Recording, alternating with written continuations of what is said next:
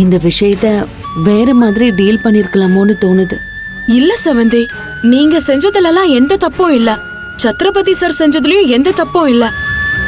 தப்பு பண்ணதெல்லாம் ரேவதி மேடமும் அந்த பொறுக்கி ராஸ்கலும் தான். அதுக்குண்டான தண்டனைய சரியாதான் அவர் கொடுத்திருக்காரு. சிந்து, நமக்கு நியாயம்னு படுற விஷயம் இன்னொருத்தருக்கு அநியாயமா படும். இன்னொருத்தருக்கு நியாயமா படுறது நமக்கு அநியாயம்னு தோணும்.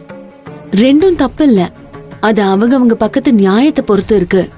ஆனா இந்த ரெண்டுத்துக்கும் நடுவுல சம்பந்தமே இல்லாம தண்டனையை அனுபவிக்கிறது தான் கொடுமை. அந்த நிலைமையில தான் சத்ரபதி சார் இருக்காரு. இதெல்லாம் மீறி அவரு மனசு கடந்து தவிக்கிறது ஒரே ஒரு விஷயத்துக்கு தான். அது அவரு என்கிட்ட சொல்லியும் அதை செய்ய முடியாத தர்ம சங்கடமான நிலையில இருக்கேன்னு சிந்து. என்ன செவந்தி அது?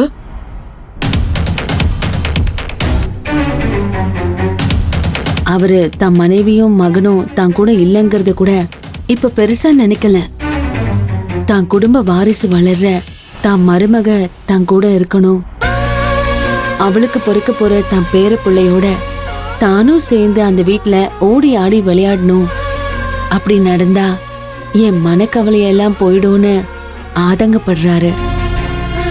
என்கிட்ட சொல்லி எப்படியாவது என் மருமகளை கன்வின்ஸ் பண்ண சொல்றாரு.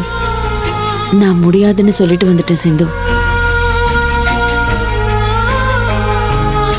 செவந்தி, நான் ஒன்னும் கல் நெஞ்சுக்காரி கிடையாது. எனக்கும் சத்ரபதி சார் இப்படி இருக்கிறத நினைச்சா ரொம்ப கஷ்டமா தான் இருக்கு. அத சரி பண்ணக்கூடிய இடத்துல நான் இருந்தோம் அதை என்னால ஏத்துக்க முடியாதுன்னு நினைக்கிறப்போ என் மேலேயே எனக்கு கோவம் வரதான் செய்யுது. ஆனா ஏய் சிந்து, நான் உன்னை தப்பா நினைக்கல.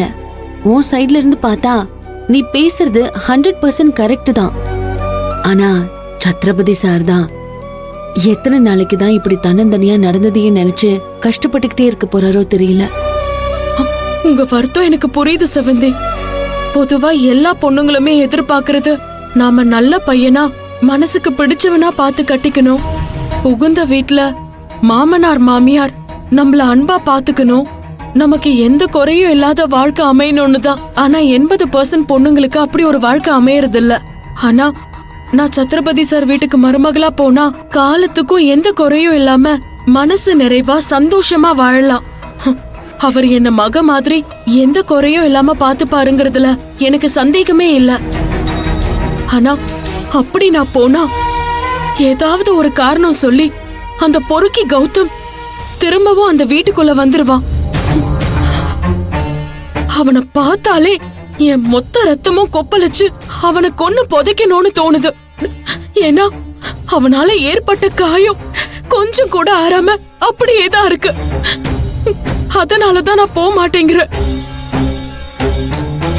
என்னால புரிஞ்சுக்க முடியுது சிந்து. அதனாலதான் சத்ரபதி சார் என்கிட்ட உன்னை கன்வின்ஸ் பண்ணி கூட்டிட்டு வர சொன்னதுக்கு தீர்க்கமா முடியாதுன்னு சொல்லிட்டு வந்துட்டேன். அதனாலதான் இத பத்தி உன்கிட்ட பேச வேண்டான்னு நினைச்சேன். ஆனா நீ கேட்டதுனாலதான் சொல்ல வேண்டியதா போச்சு.